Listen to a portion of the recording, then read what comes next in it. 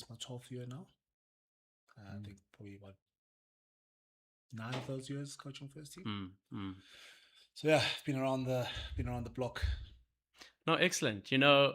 If I reflect as an old boy and as a former captain myself, back in the days, and you know how when you talk to old boys, I always say back in the days. But back in my days, which is going back now 22 years, so longer than certainly you boys have been alive, we only used to have two courts. Well, technically four, because you had those two courts by Willows, still called Willows, right, by the athletics tracks. Those are two like very, very old basketball courts from 40, 50 years ago. But we only used two courts, and they were where the indoor center was. And if I think about basketball then to basketball today, it has exploded. And I really want to just take some time to get some of your experience and insights. And maybe, Coach, we can start with you as to how did we get here? And yourself having been here for 12 years. How did we get here? Well, I think it's a case of us just going with the flow of what's happening around us in terms of society. I think basketball in the country is big. It's been growing for the past 20 years or so.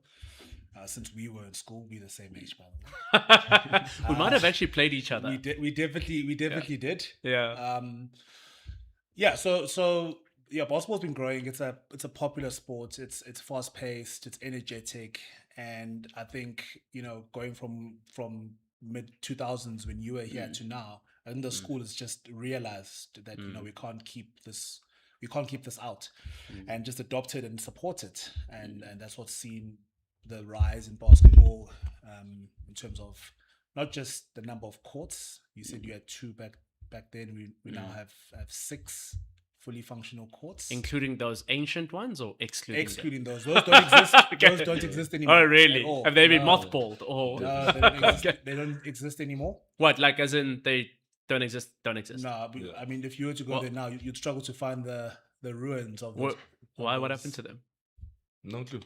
They probably built a road over it. Oh, really? Okay. Yeah. So you boys have no idea that there used to be basketball courts there. Yeah, when you mentioned that. Oh, really? Yeah. Okay. Yeah, so now three courts indoor center. And 3 beautiful outdoor courts. Yeah, and that's really catering to the demand that exists in the school currently for basketball playing space. Our numbers are astronomical. I mean, we've got 650 odd boys in the school. Yeah. And we compete team for team with the big boy schools like your Marisburg colleges that have over 1,500 boys. Yeah. And it's a very popular sport. Yeah.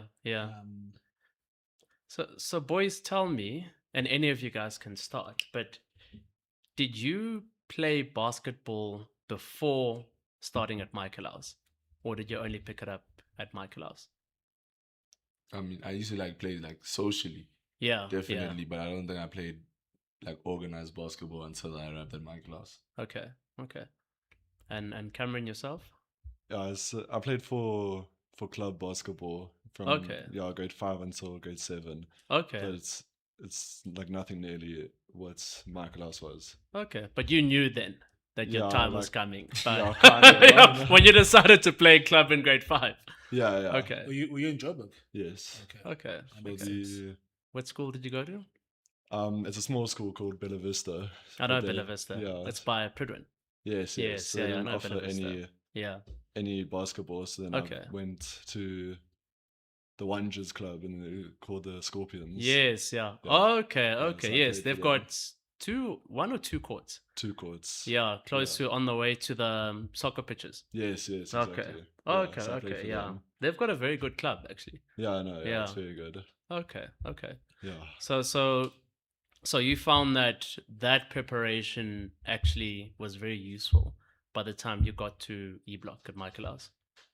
Yeah, 100%. When I'm going into the basketball club in grade 5, I didn't know how to do anything, and then all the way through until grade 7, I was still very lost in basketball, but it gave me the fundamentals and everything Yeah. in grade 8, so I instantly knew like basketball was what I wanted, and Yeah.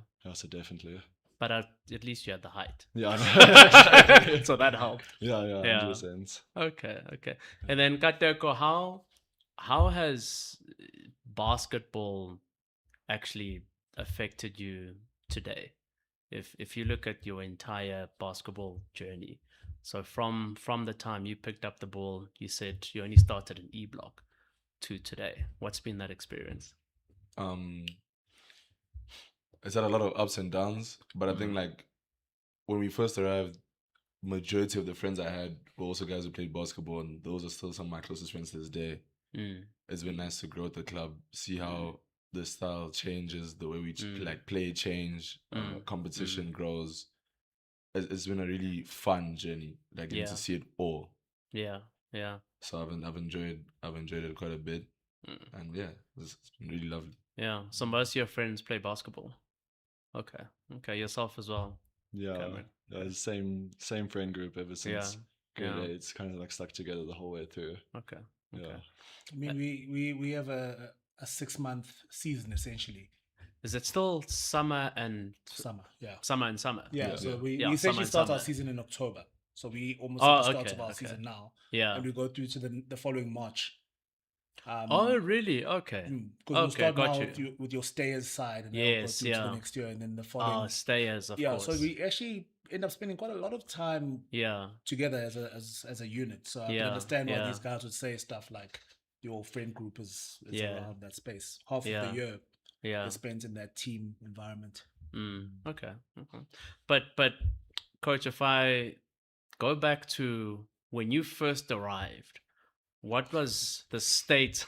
Jeez, I can sense a story coming here. But when you first arrived in 2015, what was the state of basketball then compared to today? You can see that the desire was there from the boys to have basketball as a sport that's taken seriously. At that point in time, I don't think we had the structure or the resources in terms of the human resources, at least. Yeah. Not a lot of full-time staff members are affiliated to the basketball club. So yeah, I remember coming in 2015, and I coached the under 15 B side. Come a long way. Under 15B. Yeah. So in my first term, I coached under 15B, and it was the under 15A side, and then there was the rest. So my under 15B side had about 30 boys, 35 boys in the team. And I remember in that season, I actually asked the master in charge then to make a C team, because we can't have 35 boys in one team. Some boys just weren't touching the court and they weren't getting any playing time. So it's in 2015 we then introduced a C team for the first time. Can you imagine? I think now we have how many teams per age group? 7, 8 teams per age group. About 6, 7 teams per age group. Per age group.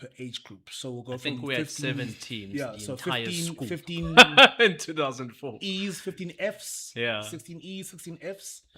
So yeah, 7 teams in your year, in your time. Possibly. I can't think of more than 2 teams. And now we have per 23. 23 teams. Okay. No wonder you've got 6 courts plus. Yeah. So yeah, and that's what's happened in the space of 12 years. Yeah. We went from about maybe 10, maybe 14 teams in 2015 to 23 teams now. Yeah. And part of it was of course, the results do contribute somewhat, where boys actually want to mimic and they look up to the boys that are playing in first team if they're performing well. Yeah. But also the school allowing the boys to immerse themselves in the culture of basketball. I mean, Friday evenings that basketball court, that indoor court, is always packed. Oh, is it like a thing? Friday evenings? Oh, really? Evening. Yeah. Oh, okay. Unstructured. Boys just playing. Oh, really? Pick up. Okay. As soon as prep ends and everyone goes down with their basketball shoes and a speaker, and then just play A speaker. Yeah, and just Oh play my music in the goodness. indoor Jeez, center. times have changed. Eh? Yeah. It's a lot cooler to be at Michaelhouse these days than it was back then. Some guys leave their shoes but still take a speaker and they play cops. I've seen that. So you guys are allowed to do that Yeah. on Friday night. It's like normal. Yeah, so Okay. after prep ends on a Friday night, then it's like a normal thing, and everyone would just go down. And If I remember, prep ends at 8:15, right? on a normal day, but except on Fridays we only Okay. have first prep, so it ends at 7:30. Yeah. Oh, okay, it caters for you guys to go and take your basketball shoes and speakers. 100%. Okay. But now, when did this culture of speakers come? I mean, I've never come across it. Is it something that you guys already had when you got here? Yeah, when we arrived, like Friday night pickup, people go down with speakers, shoes. It's just like the ambiance, the vibe to it. That's how it is. It's like we're just here to have fun, just play around, good music, competition, friendly competition though, because you're still aware of the fact that you're playing the next day. Yeah. Okay, so this is something that's always been there. I wonder when did it start? If I was to guess, I think it was probably born from the Friday captain's practices. Yes, yeah. So yeah. because we had limited space, so not all the teams could have a captain's run. Oh, I see what in you the mean. afternoons. Okay. So some guys would then have a captain's run a little bit later, and then it just sort of evolved from that, and then it just became I think. Yeah, we'll see you at Hopper 7, and boys just congregate there and they just play Until what time? 9 o'clock. Yeah. 9 o'clock. Sometimes 9:05, which is 5 minutes after they should be in their houses again. So we can go from here to Friday Night Lights. Is this today Friday? Today's Thursday. Today's Thursday. Okay, I need to. I've just come back. I've just driven down from Joburg 7 hours. Ooh. So okay. So tomorrow night will be Friday Night Lights. Yeah. Typically, and this is something that goes on the whole year or only during basketball season. It's at its highest during basketball season, but throughout the Okay. year you will find people playing basketball regardless. Okay. Yeah. And then I was here a few years ago when I still sat on the board. I remember Michaelhouse was playing a match inside the indoor center, and it was just loud. And I thought to myself, I mean, I even heard drums, but that could have just been me. Like, are there war cries now at basketball? And now, what is that experience like?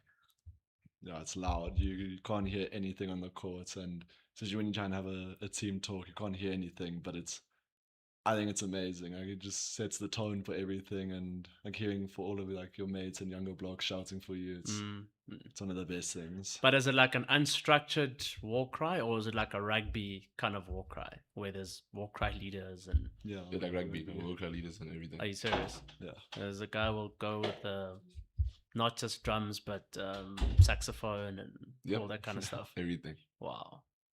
And It's is an it absolute just it's a nightmare. I think it's the best thing that's It's ever the happened. best. Yeah. You see how we're sitting on opposite ends here. Yes, I can They see like that. the vibe. Yeah. I'm thinking Yeah. these guys can't hear me. And Yeah. I always say, guys, just remember, I'm not shouting at you. Yeah. I'm actually shouting to you because Yes, it is yeah. so loud. I actually Yeah. every Sunday, every Saturday evening and Sunday, I've lost my voice because I have to shout to get to try and let these guys hear me over the music. It's incredible. And have you boys always only played basketball, or do you play other sports? We play other sports. Okay. I play rugby and soccer. Okay. You? It's the soccer captain as well. Oh, jeepers. Okay.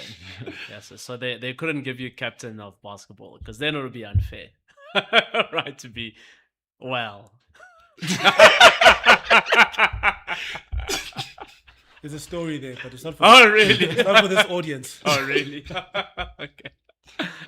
And how different, just from a culture perspective, is basketball compared to the other sports? Yo. I think you have to speak about which sports, because if you're comparing cricket, it's completely different. There's not really many spectators at cricket. Yeah, Obviously, yeah. you can't have war cries. Compared to rugby, that's also completely different. So each to their own, but Yeah. I can't really. In my opinion, I think the it's more integrated between like various age groups. Mm. So if we go play on Friday, I know I can play with the grade 8, I can play with the grade 9, 10, 11. Like you play with the entire batch. Whereas I feel in other sports you are limited to playing within your age group or an age group down or an age group above, but not necessarily the full spectrum of boys. So I think that's the biggest difference. When did you make first team? I made it in 4th term in grade 9. Grade 9? So, yeah. Okay. And yourself? The start of B block, so start of grade 11. Okay. He was an exchange though as well, so he missed out. Really? He missed out Okay. on a term. He would have made it in C grade block. 10 in C block. Okay. Captain. Oh, still deputy captain. There's a story there. It's just not when you ask about the culture, I don't know, guys, if you'll agree or disagree. I think in this country, especially with rugby, rugby is not just a school sport. It's a pathway. That guys see things that they will do and achieve through rugby after school. Whereas basketball, for the greater part of it, is a now thing. Not a lot of boys pursue basketball after school. Hardly any. But the plus side of that, or the positive in that, is that the guys are fully immersed in it. They're carefree. It's about, let me just ball out now, and that feeds into the culture that you see in basketball. Whereas with rugby, it's much more rigid, and, and structured. And I think that's basketball culture. But if I now take a step back and I look at basketball across all the schools, whether it's public or private, what's your view and actually where basketball is today? If even you compare Michaelhouse to some of the other brother schools that you have in KZN or the schools outside of KZN, are they also into basketball as much, or are they more advanced? Like where's everyone at? I think it's a lot. It's very advanced. I mean, if you look at like less than the majority all have indoor centers like just for basketball. I mean, College, Hilton, Westville, St. Charles, even Joburg schools. So it's it's massive, and then everyone will speak about it, and it's a massive thing. And there's even a couple basketball academies in Joburg. So it's just grown so much, and so they actually have introduced it in the primary schools formally. So my son's in grade 2 at the Ridge in Joburg, and were you also at the Ridge? No. Yeah. So from grade 5, I think they can start playing basketball, and they've got a good 5, 6, 7. They've got a good 3 years preparation to then prepare for the more serious basketball. So you can imagine their trajectory and their journey, to your point around popularity. And they obviously play other schools that play basketball. So you've got the Ridge, I'm sure Pidwin does, St. Peter's, and all these other schools. So it's now extended way beyond high school. It's gone to the junior levels. And I think the Wanderers Academy has juniors. Yeah, they do. Okay. I was speaking to my Cackle grade 8 earlier today, and he went to Highbury in Durban. Highbury, okay. Yeah. So, and also a couple of other grade 8s have also been there, and he was telling me about it, and it's actually like it's really, really like interesting to see, because all of them have made the A team, and I don't know about you speaking from your opinion as well, but looking at them in grade 8 and looking at us in grade 8, they were much better, because they had because So do they have basketball at junior school? Highbury? Yeah, so in grade 5. Okay, and they so go on similar tours. They go on tours and really? everything, just as we do in high school. So would you then find Kersney is better in the earlier years, because a lot of Highbury boys go to Kersney, or not necessarily? Well, we've seen a bit of a shift actually in the last couple of years, where we actually getting quite a substantial intake from Highbury. Okay. I think I'm talking top of my head here. Yeah. I think maybe at least 5 boys Yeah. in the current E block. Okay. About 5 boys are from Highbury. Yeah. And that goes all the way to, I think, the current grade 10th, current C block. I think that's the first cohort where we had more than one boy coming in from Highbury. So it has definitely helped us in terms of our junior age groups to be more competitive. Whereas before, when you got these guys, we'd have to start from scratch. Especially this guy. Yeah. Okay. No, when we compare ourselves to like-minded schools, like what you're asking, yes, the popularity of basketball is massive all around the country. In KZN, most schools in KZN play basketball. Almost every school in Gauteng plays basketball. But where I think we are getting it right as a school is that we have been intentional in terms of allocating resources to the growth of basketball. And I think it's an acknowledgement from the school that this sport is popular and this sport is home to a lot of our boys.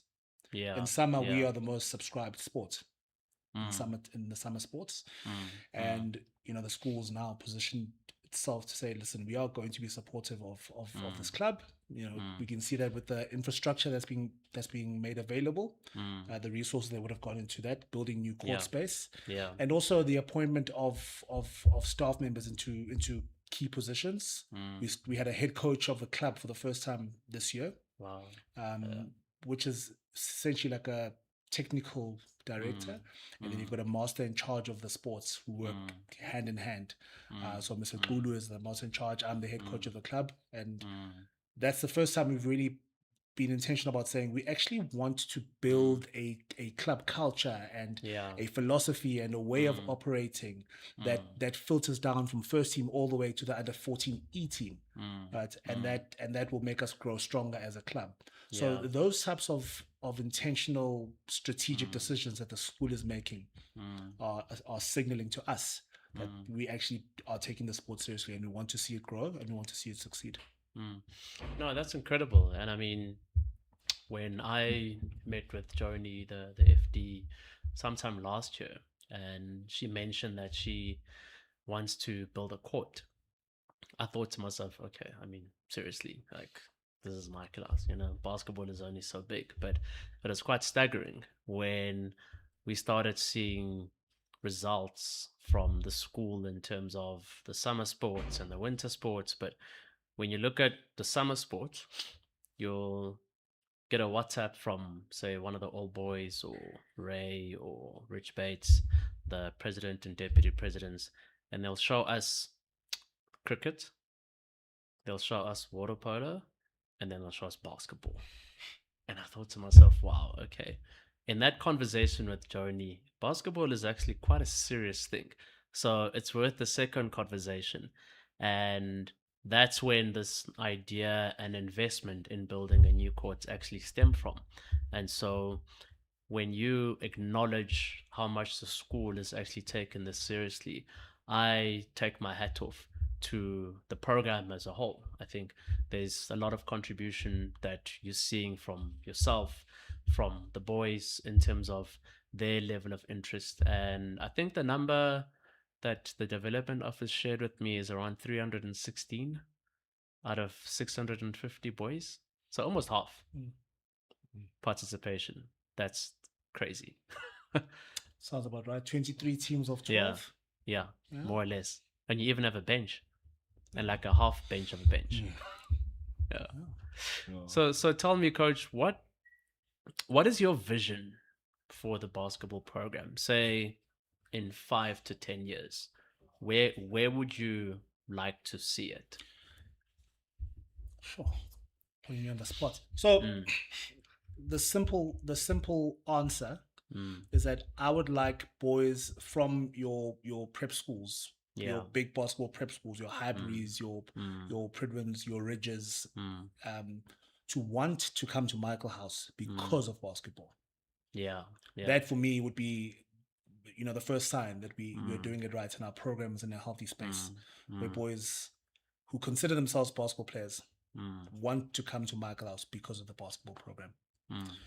Yeah, we have more boys now than we have ever before who are basketball first.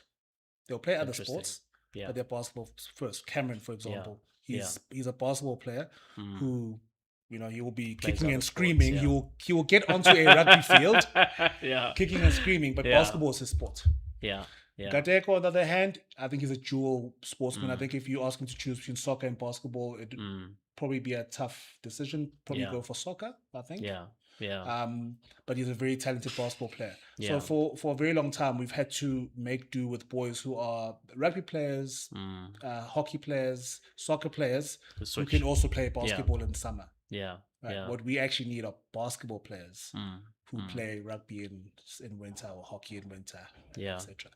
And as soon as we can start attracting those boys, that means that our program is in a healthy space. And you know, the school is quite privileged that there's a big ecosystem that is actually able to support not just the running of the school, but the growth of the school and the school achieving its vision. And it's quite clear, based on what the school has done specifically, that they're committed to growing this program. But there's other stakeholders that could be involved. Myself being an old boy, and you're blessed with thousands of old boys all over the world.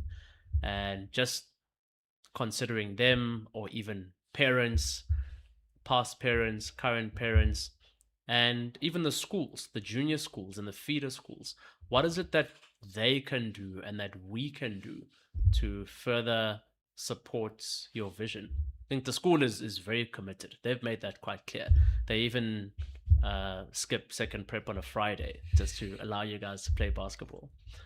But what can the rest of us do? You got that. Actually not too. I'm actually not sure. I think we are at that age group where, or that part of our lives where we start considering bringing our children here. I know your son will be coming here in 4 years time. He's in grade 2, so 5 years. So now the things or the emotions that actually keep you tethered to the school are going to start resurfacing. If you were first team rugby captain, you know, as you start planning to have your son come here, you'll be seeing Meadows and your time at Meadows, and you're going to be drawn to that program naturally. Right? But now we've got a group of young old boys who are entering that stage where they're bringing their kids here, and their memories are on the basketball court. So those old boys need to reconnect with the basketball program. Just, you know, come watch some games, see what we're doing, keep abreast of what's happening in the club, and you know, if you are so inclined to contribute in other ways to the growth of the club. I mean, it is a resource heavy program because of our numbers. Then by all means. And when I say resource heavy, I mean that it requires quite substantial financial support. Especially because we don't have a lot of teachers who are basketball people.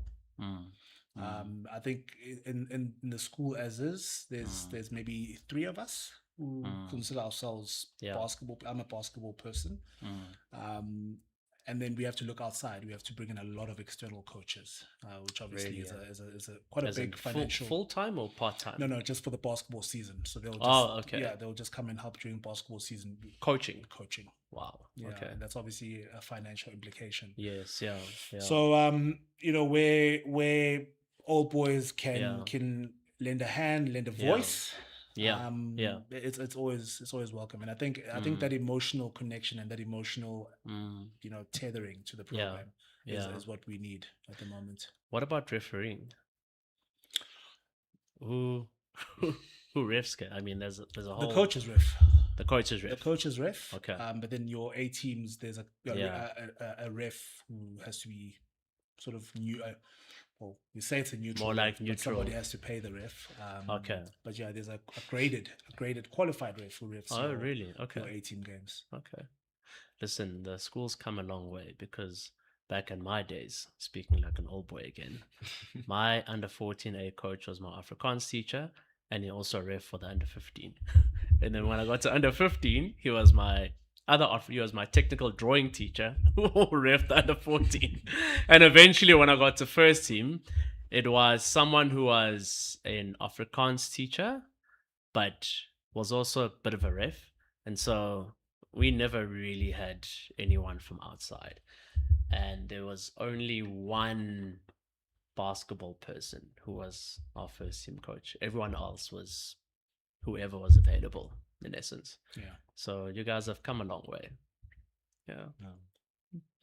So tell me, what do you enjoy most about basketball, though? For me, I'd say like building the friendships that you have. Yeah. Because ever since grade 8 and under 14, like Koteko was always my best friend, and even till now he still is. And we just like kept it and built it on. And so many of the other people from basketball, even if we're not on the same team, go down to the basketball court and just play together. And I really think it builds such like a brotherhood, for example. But that's the best thing for me. I feel like Cameron said, like the greater community. So even like people outside of the school, I feel I've grown close to people from St. Charles, from college, Kersney, through basketball. But also I like the competitive nature. Like you have to leave it all out there on the court. Yeah. It brings stakes into the game. It makes it fun. It makes it easy to engage with and remain focused on throughout the duration of while you're playing it. So I do enjoy it quite a bit. So you guys will go easy on us tomorrow. Because most of us I haven't played basketball in 22 years. That's to let you know. I've literally not touched the ball in 22 years. So go easy on us. I know these days it's all about threes. I don't know if I can shoot a ball anymore. Yeah. I'll compromise anything. As coaches, we always tell the boys the ultimate sign of respect is to play hard. So they respect the old boys. So. No. Yeah. We'll see. How's the season going? Coach? No, go for it. You were there. I know you're in, so it's off season now. You'll start the season again in October, but you guys have left. Yeah. So your final season has actually passed. And how did your final season go? Had our ups and downs. Yeah.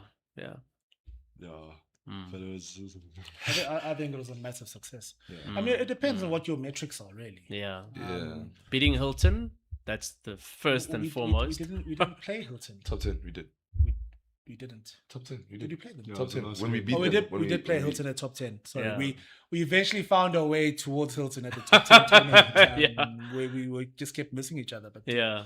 But yeah, for me, it's not necessarily about the results. And I know MIC will probably echo this, but it's more about what is that 14E team doing?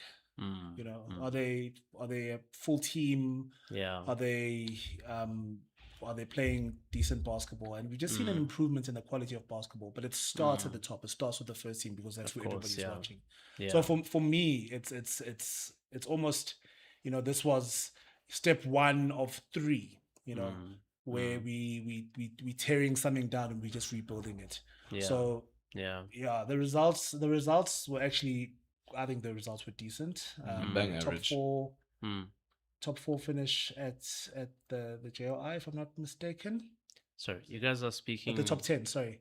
You guys are At the speaking like JLI? Acronyms. JLI, top 10. Oh, Just for the audience, what does all that mean? It's just various tournaments throughout the season. Oh, okay. So Okay. big top 10 is top, like JLI stands for, what is it? Jenny Orchid Jenny Orchid Invitational. Is this Invitational. top 10 country or top 10 KZN? KZN? KZN. Okay. So I think, like so said, it wasn't all about the we didn't go results. this year. Yeah. Sorry, we didn't go to the JLI this year. We went to St. John's. That's why. Oh, okay. But okay. yeah, It wasn't all about the results. I feel we played.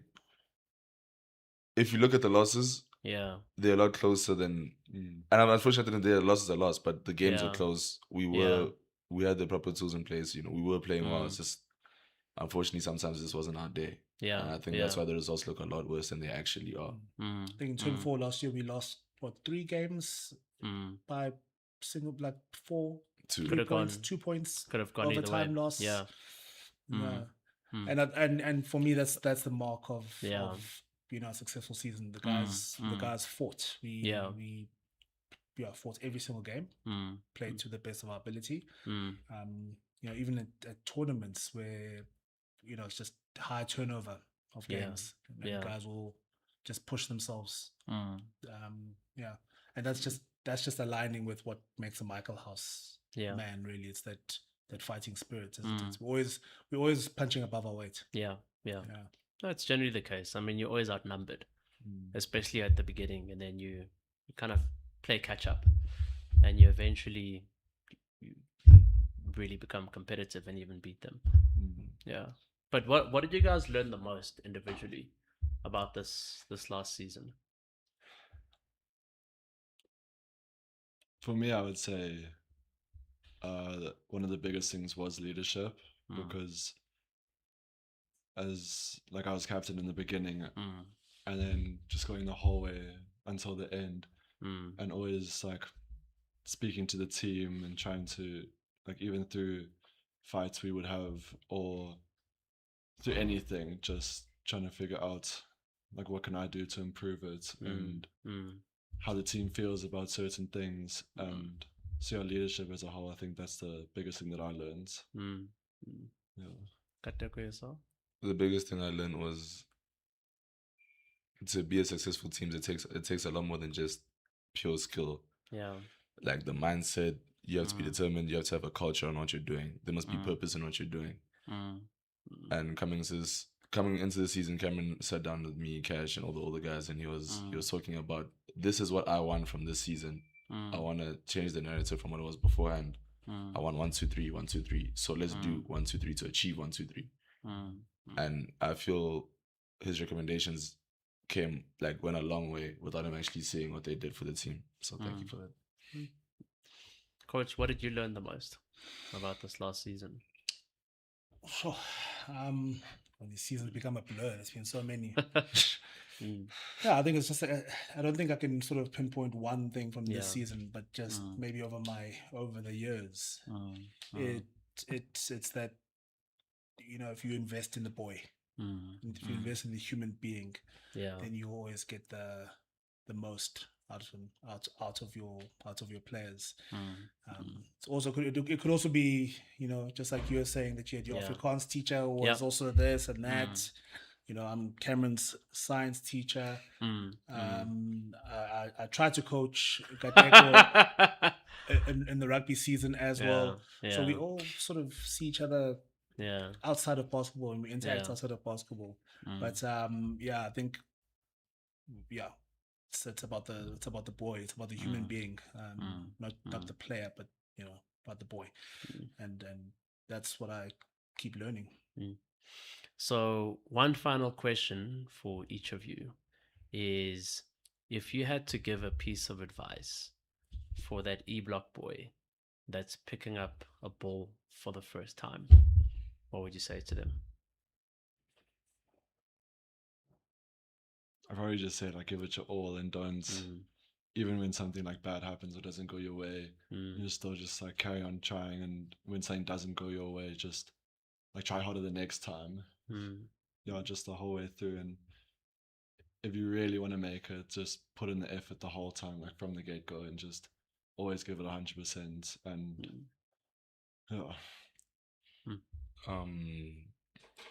I'll probably tell them that consistency is key. When it clicks, it clicks. So don't stop because it isn't going your way, and don't get over the moon because things are going really well. Remain consistent throughout, and you'll genuinely see the benefits to all your hard work at the end of it. And then, Coach, finally, just have fun. Once it stops being fun and becomes a chore, then we getting it wrong. And I know that with basketball competing with the likes of cricket, a lot of boys come in here as cricketers and have to almost fight with their parents to play basketball. So those who are given the opportunity to play basketball, just remember to enjoy it, live in the moment, have fun, and yeah, the rest will follow. Now that's certainly. You wanted to say something? I was just gonna say also like why you can't just take advantage of everything, because I'm like, we're about to leave soon and go to university, and thinking that we won't have an open court anymore just to go to whenever we have a break, whenever we feel stressed, and just shoot around, and we don't have a gym to go to train. So also just take full advantage of everything. Well, from the captain's mouth to the audience's ears. So boys, thank you so much for your time. Coach, thanks a lot for your time and insight. I am very excited personally, and even on behalf of the All Boys, we are very excited about where basketball is going to, but most importantly is where it's come from, because basketball has now been around, and most people don't know this, but those courts that you'd never heard of, they were built in 1981. 1980. That was even before I was born. By the way, that's when those courts were first built. And if you think about that time in history, for a school like Michaelhouse to have invested in that sport, where Michael Jordan actually hadn't even been on the NBA, but for the school to have invested in the sport back then, it's almost like they had a vision of what it was going to be like 50 years later. And even if I think about my time, which was 22 years ago, and where basketball is today, it just feels like it's been exponential. So we are all very excited. We're also very proud of what you guys have done as boys, in terms of the effort that you've put in, the example that you've set for the younger boys, even the achievements. I know you said that the results didn't go the way you wanted them to, but I also think 2019, 2020, you were first in the country, correct? It was before you guys started, but it actually shows that there's potential and you can get back up there. I mean, we were nowhere near. The people that were better than us, I think, was DHS and St. Charles, but back then they were number 1 and 2, and then we were just with the crowd down there. But the fact that you're able to compete is admirable. And coach, obviously you've done a lot of work to get the program to where it is today in your past 12 years. And so on that note, I wish you the best. I'm sorry that you guys have to leave. You're not crying right now, are you? It's okay if you cry. We won't judge you. But all the best for tomorrow as well. Please go easy on us. Like I said, I haven't played in 22 years. So there's 4 6-minute checkers. I might play 1 or 2 minutes, but it's bigger than that. It's really about acknowledging where the sport is today and where the sport is going to. So thank you very much for joining me, and I look forward to tomorrow, and all the best for the program. Coach?